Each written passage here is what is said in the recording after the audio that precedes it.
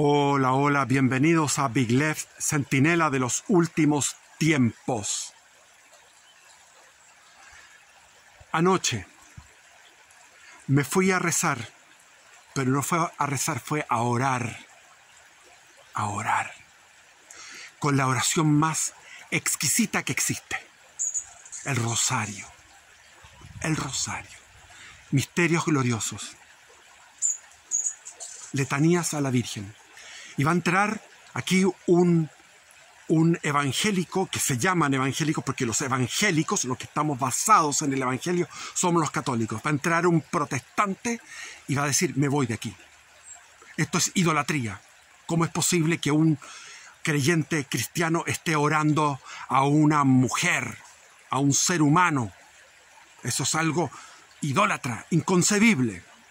Están rasgando vestiduras igual que el Sanedrín, cuando estaba Anás y Caifás y todo el Sanedrín, y Caifás rajó sus vestiduras diciendo, este se dice que es hijo de Yahvé, hijo de Yahweh.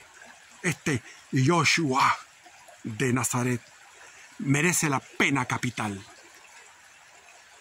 No entienden, no se imaginan lo dulce, lo excelso, es el placer más delicado y maravilloso que existe en toda la creación, en cielo y tierra, en todo el cielo, en la infinitud del cielo, en la infinitud de la presencia de Dios. Y en la tierra no existe mayor exquisitez espiritual que la devoción a María. Porque cuando uno está devoto a María y cuando uno se entrega como un niño que toma la mano de su madre y le canta sus letanías, pero uno está con el Espíritu Santo, está con el Verbo Divino encarnado, que es el mayor misterio de todos los misterios. La encarnación, o sea, la infinitud de una persona divina de la Santísima Trinidad, el Verbo, es decir, el Logos. ¿Qué es eso?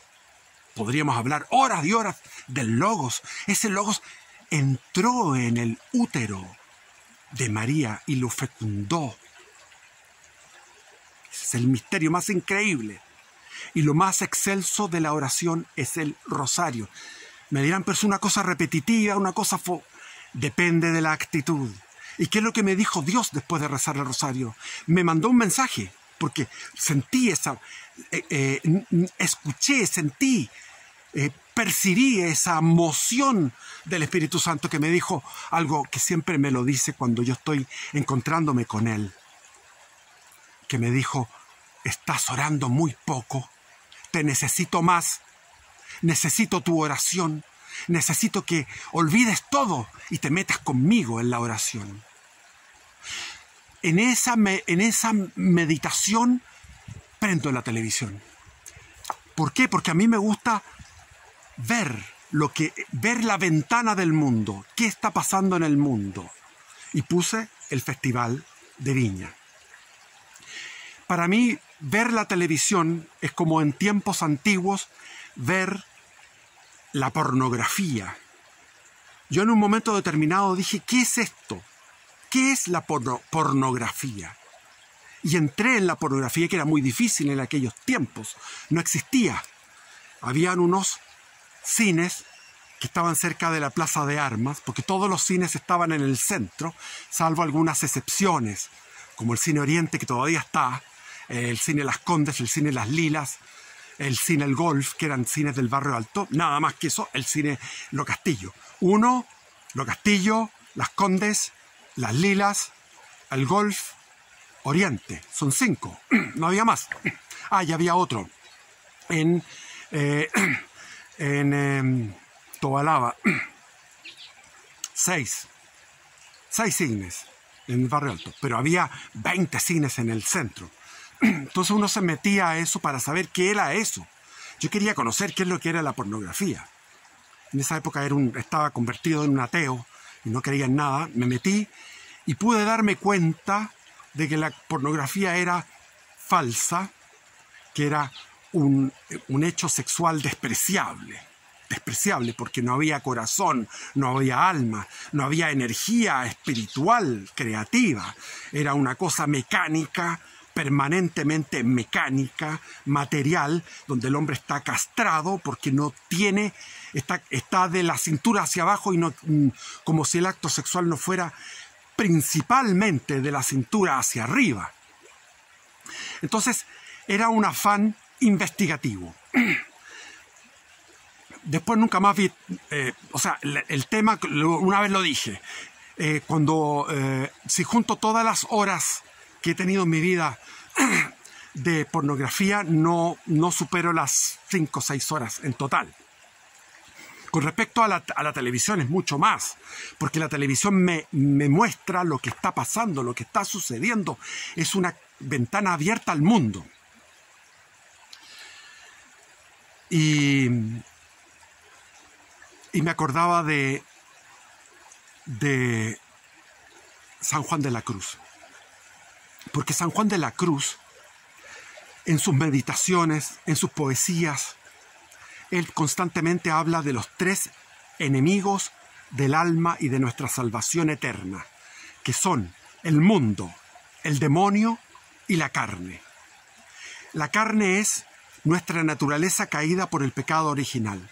Nosotros no debiéramos tener un desorden, falta de integridad donde los deseos estén supeditados a la razón, al bien, a la belleza, a la verdad. Pero no, nuestra razón no es tomada en cuenta y tenemos un deseo ciego por apetencias, ya sea de avaricia, de gula, de lujuria, de envidia, de pereza, de soberbia, etc. O sea, los 7 pecados capitales están ahí sin rienda, porque hemos tenido es una naturaleza espiritual, mental, psicológica, física. Todo nuestro embutido de ángel y bestia está totalmente deteriorado. Somos una naturaleza deteriorada. Esa es la carne.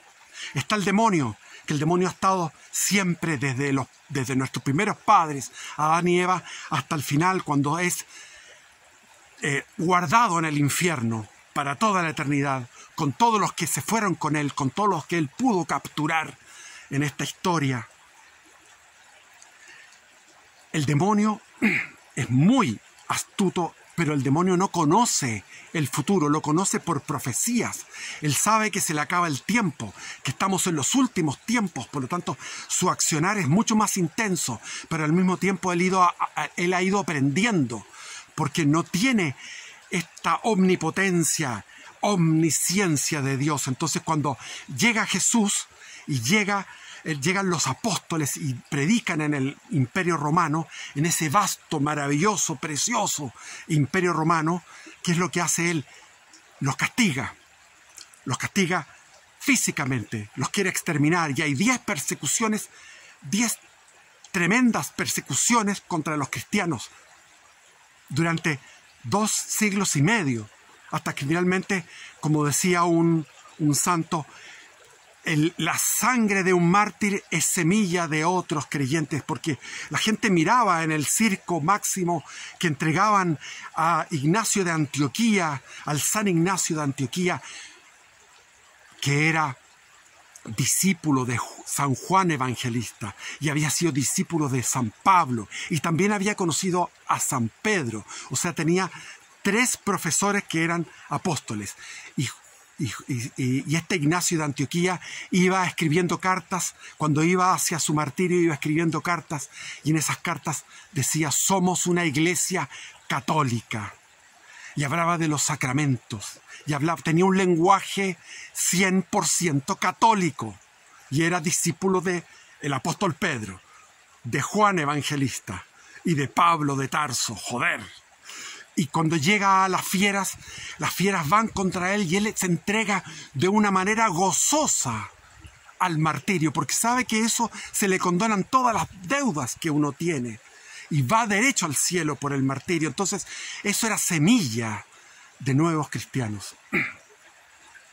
Y San Juan de la Cruz en pleno siglo XVI, el siglo de oro de España, en que España estaba luchando contra el turco otomano. En esos momentos venía la batalla de Lepanto y otras batallas más en el norte de África, en lo que es ahora Túnez, Argelia. Peleaba en la zona del Milanesado o de Génova, peleaba contra los calvinistas, y en Alemania peleaba contra los protestantes y defendía Flandes, lo que es ahora Bélgica, Holanda, Luxemburgo. Defendía esos terrenos, esos territorios contra la herejía calvinista. Y estaba al mismo tiempo expandiéndose por todo el continente americano.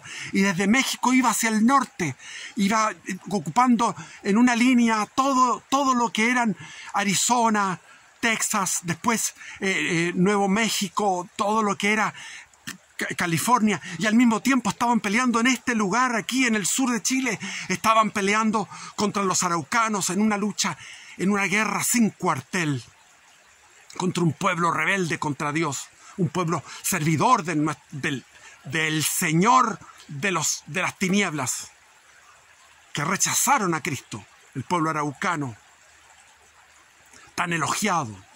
Entonces yo me acuerdo de San Juan de la Cruz, que estaba en la prisión en Toledo, y en la prisión él estaba en oración en un lugar donde él olía sus orines, olía sus fecas, donde tenía una luz mortecina que entraba por entre medio de una ranura, donde no había ninguna comodidad, y en esa situación durante meses, con poca alimentación, en esa celda, en esa prisión injusta, él escribía el Cántico Espiritual. Vean en mi canal el Cántico Espiritual, comentado por mí, el Cántico Espiritual. Esa es la época de oro, donde en el centro del imperio, no solamente en las fronteras había lucha, pero en el centro que había, en todos los territorios había paz. Y en esa paz, San Juan de la Cruz decía, lo menos poderoso contra el alma en la lucha por la salvación de nuestras almas es el mundo, porque era un mundo de la cristiandad. Pero actualmente lo más poderoso es el mundo.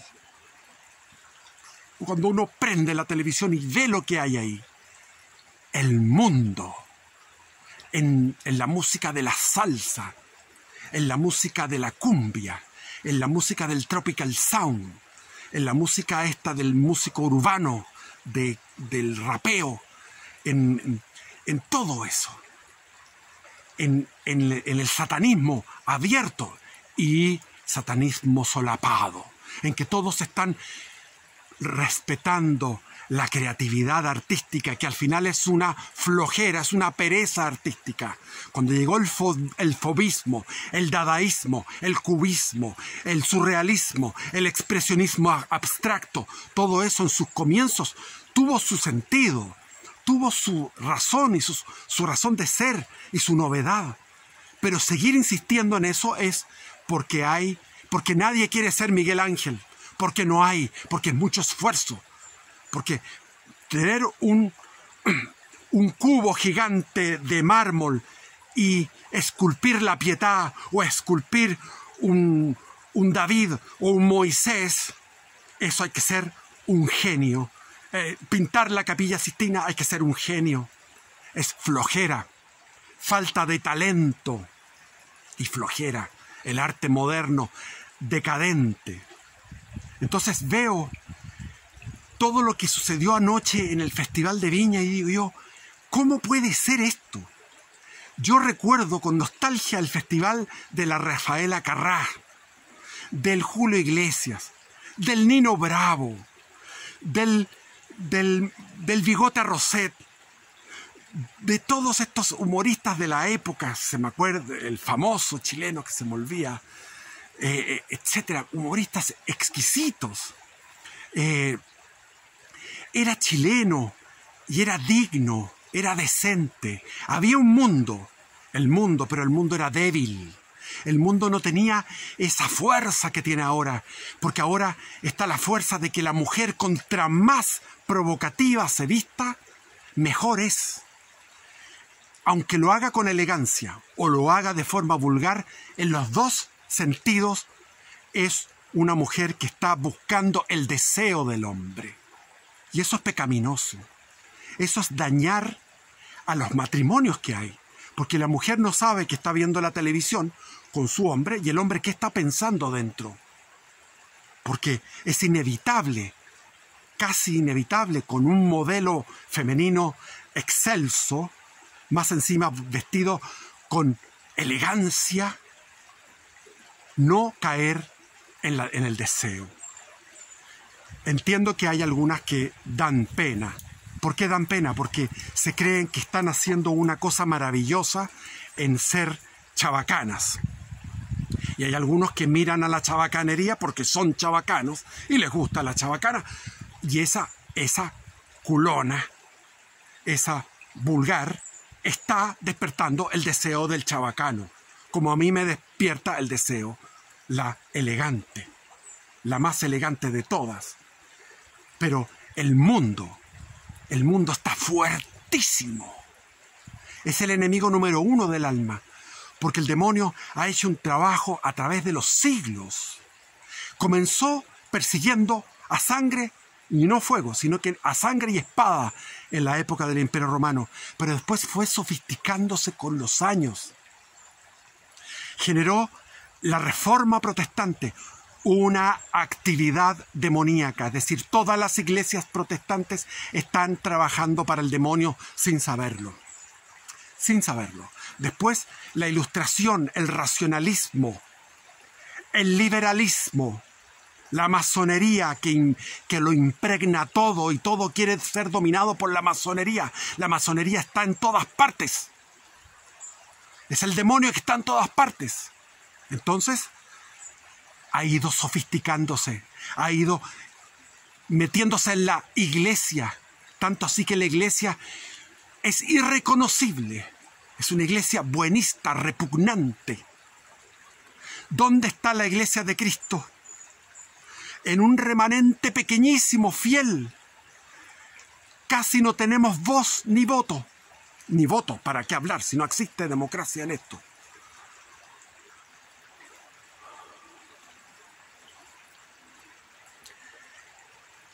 Y el nacionalismo que emerge tibiamente, porque están las banderas de los venezolanos arriba en la galería apoyando a un venezolano, y viene a una lucha de fuerza en que el chileno dice no queremos más caribeños, porque desde el fondo decimos no queremos más caribeños porque este fue un país siempre diferente, porque geográficamente somos diferentes al resto de Hispanoamérica. Porque nuestra geografía es un continente en miniatura, donde tenemos un clima frío en el sur, donde no tenemos nada que ver con esa sangre caliente de los caribeños. Hay una venecofobia muy comprensible, porque desde ellos cómo lograron esa gente despreciable tomar el poder. Y cómo hay una oposición tan despreciable que no sea aguerrida. La Corina Machado y ese Edmundo González. Entonces, el que hizo esta cosa humorística, yo dije, pero si eso mismo yo lo quería hablar, pero lo quería hablar en un video. El tema de los celulares con el teléfono fijo de casa. Quería decirlo la pasada en un video. Era una idea que yo tenía. Eso es para una cosa como lo mío, como lo que yo hago, que no es humorístico. O sea, el tipo fue humorísticamente un desastre. Pero además había encono, había una mala onda con el tema de exhibir banderas en la galería, de ocupar territorialmente. Oye, ¿cuánto llevo hablando? Ay, que no veo los minutos. 19 minutos. Ah, perfecto. Poco. Poco.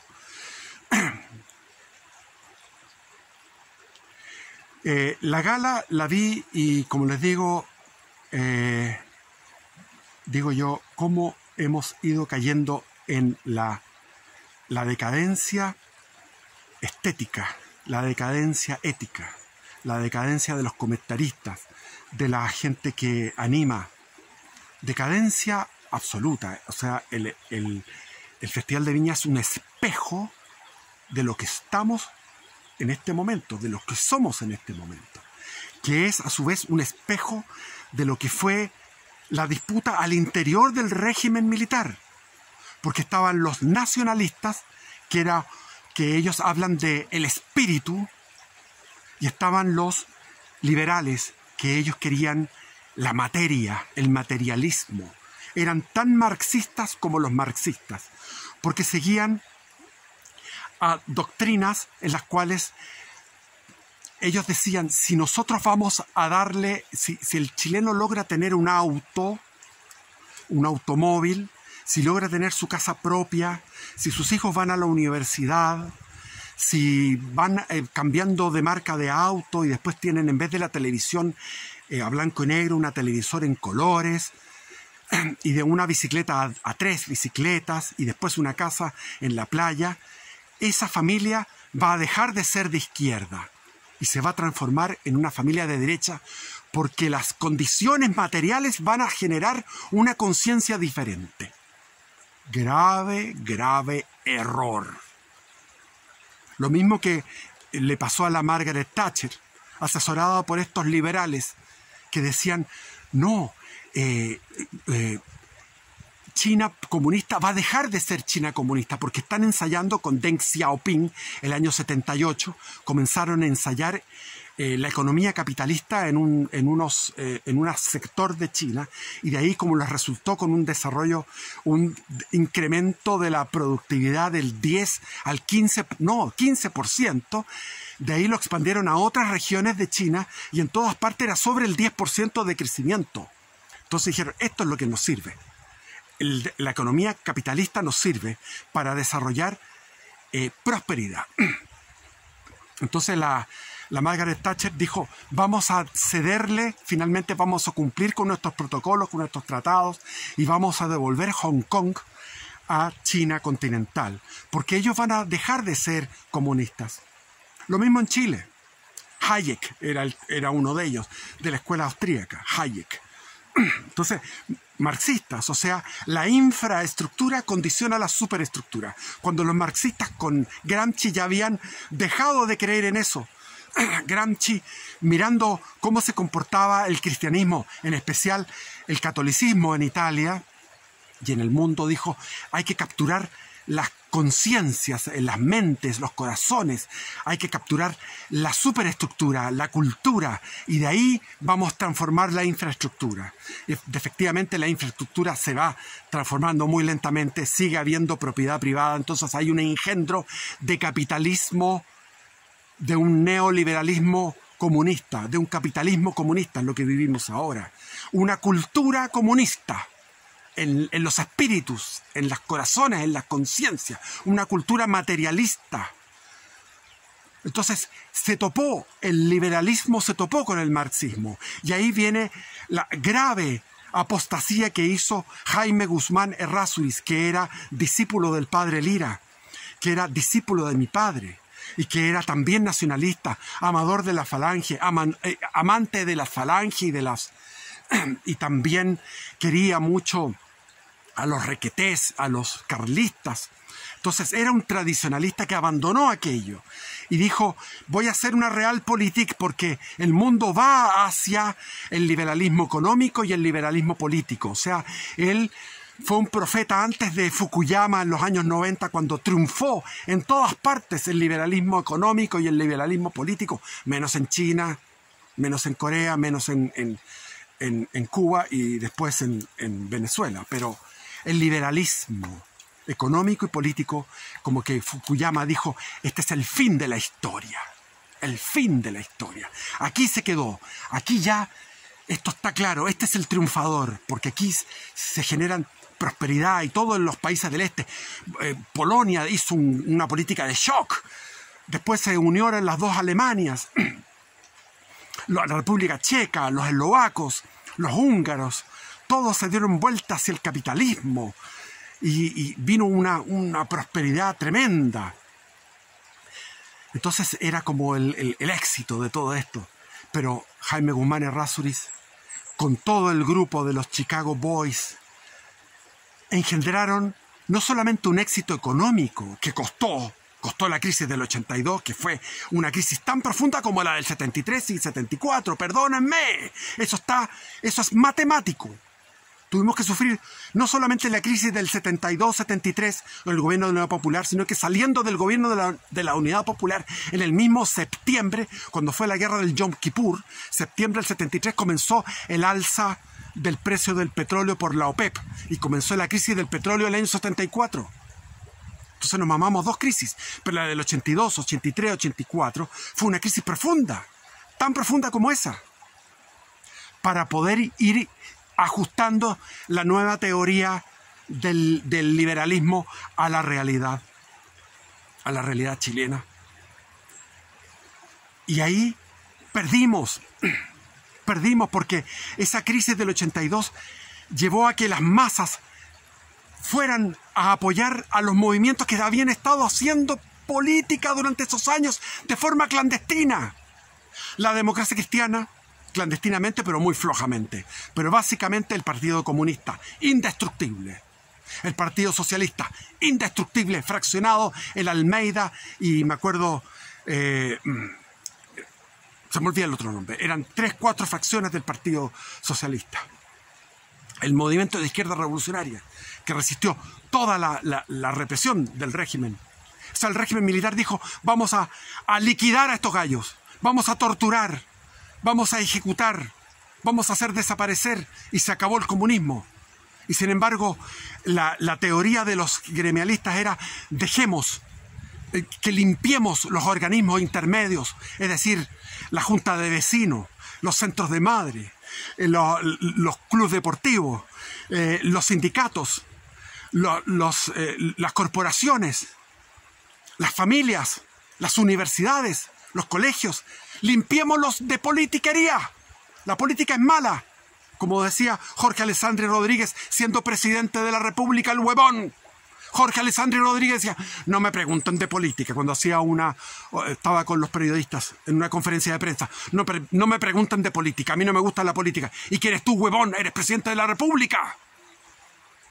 Entonces se quería blanquear todas las instituciones intermedias sin que hubiera política. ¿Y quiénes eran los que hacían política sin oposición? ¿Quiénes eran los que estaban de boca a oreja todo el rato? Incansablemente como hormigas en su accionar militante. ¿Quiénes eran? Los comunistas, los socialistas, los mapucistas, Mapu Obrero Campesino, 600 militantes a lo largo del país, los 3.000 militantes del MIR a lo largo del país, los más de 10.000 militantes del Partido Comunista y los más de 15.000 del Partido Socialista, que eran montones, en fracciones. Esos son los que estaban preparando el momento y se lo dieron en bandeja con la crisis del 82. Entonces la crisis del 82, donde hubo más de 1 millón, en aquellos tiempos, más de 1 millón de padres de familias cesantes, donde estaba el PEM y el POG, pagaban 15.000 pesos al mes. Yo lo viví. El PEM y el POG. Yo trabajé por 5.000, lo conté en un video. Por 5.000, no por 15.000, por 5.000. Bueno, y ahí viene el estallido de todos los estallidos de la década del 80. ¿Por qué? Porque Pinochet perdió políticamente. Al casarse con los liberales, perdió políticamente. Y el legado de Pinochet, ¿qué es lo que fue? El legado de Pinochet fue el Congreso en Valparaíso. Una cloaca de ratas inmundas. El Congreso en Valparaíso. Déjalo en Santiago, huevón, Pinochet. ¿Quién firmó la derogación del artículo 8 que prohibía a los partidos de izquierda, o sea, a los partidos que no crean en la democracia, participar en la democracia? ¿Quién derogó el artículo 8? Pinochet, con su firma. El legado de Pinochet. El legado de Pinochet es la pérdida del alma de Chile. Porque yo vi como los jóvenes del Barrio Alto enceguecidos por ganar plata. Solo la plata. Abandonaron la tradición familiar. Abandonaron las tradiciones familiares. Abandonaron la cultura familiar. Y se generó una casta de huevones que lo único que quieren es ganar plata y nada más que plata. Yo lo vi. Yo lo viví, lo pude contemplar durante años mientras caminaba como peatón, como un joven casi demente, porque era un joven del barrio alto extraño que caminaba. Los demás ya tenían auto, tenían casas en la dehesa, tenía familiares con casas en estos lugares. Mi hermano y otros más, los amigos de mi hermano, todos estaban por La Plata. No había espiritualidad, no había espíritu nacional, no había espíritu patriótico, no se cultivó ninguna virtud. Pensaban que se iba a destruir, o sea, fueron muy prácticos. Hagamos negocios, generemos libertad económica, esto va a resultar, la gente se va a convertir a la derecha automáticamente, que no discutamos nada, no nos demos el trabajo de discutir o de adoctrinar, de ir a la dialéctica, al diálogo con los marxistas y ganarles en el diálogo, porque se puede ganar el diálogo con los marxistas, evidentemente. Ya, se me va a ir el tiempo. Eso es. Voy a hacer un video ahora sobre el pensamiento nacionalsocialista chileno entre 1932 y 1938. No se imaginen que mi próximo video va a ser una alabanza al nacionalsocialismo alemán, porque no tiene nada que ver. El nacionalsocialismo chileno eran inocentes, eran cándidos, con un pensamiento muy bello, una belleza del pensamiento que quiero enarbolar, porque es importante rescatar a los que han pensado la nación, como hay un canal que se llama Pensando la Nación, los que han pensado de la historia de Chile, los que han pensado un proyecto para Chile, y esos son los nacionalsocialistas de 1932 a 1938. Así que los dejo enganchados porque en realidad ese video es largo, es de lectura, pero muy interesante. ¿Ah? Bueno, bendiciones y viva Cristo Rey, por siempre sea alabado. Y que made the church great again. Sí, Señor, make the church great again, por favor. Viva Cristo Rey.